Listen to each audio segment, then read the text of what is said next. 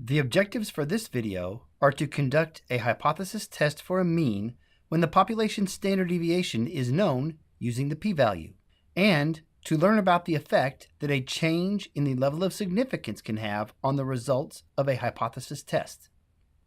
In a previous video, we conducted a hypothesis test about a school superintendent's claim that the students in her district score higher on the ACT than the national average. The hypotheses are mu equal to 21.0 and mu greater than 21.0. The claim in this case is in the alternative hypothesis. We will use the TI graphing calculator to calculate the p-value for this hypothesis test.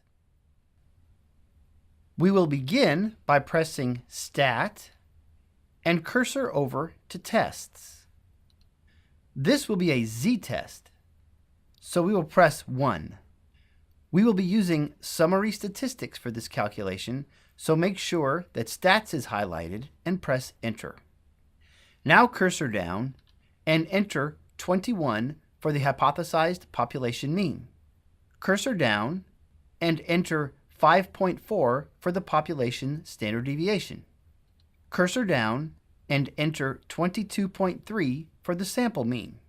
Cursor down and enter 40 for the sample size. On the next line, we must make sure that we accurately specify the orientation of the alternative hypothesis. This is a right-tailed test, so we will make sure that the greater than symbol is highlighted and press Enter.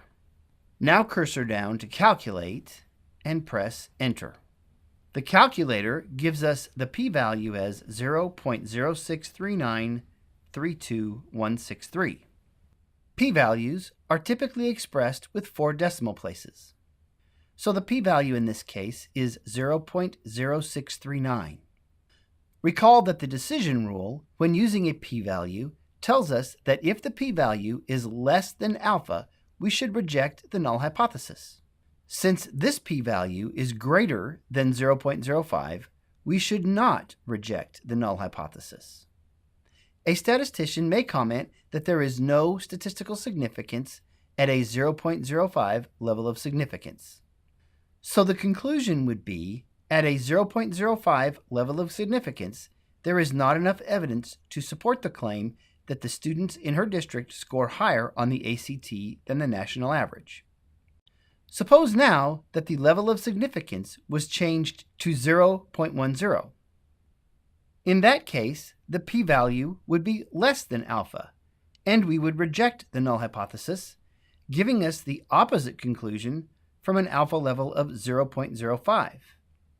So the conclusion in this case then would be, at a 0.10 level of significance, there is enough evidence to support the claim that the students in her district score higher on the ACT than the national average.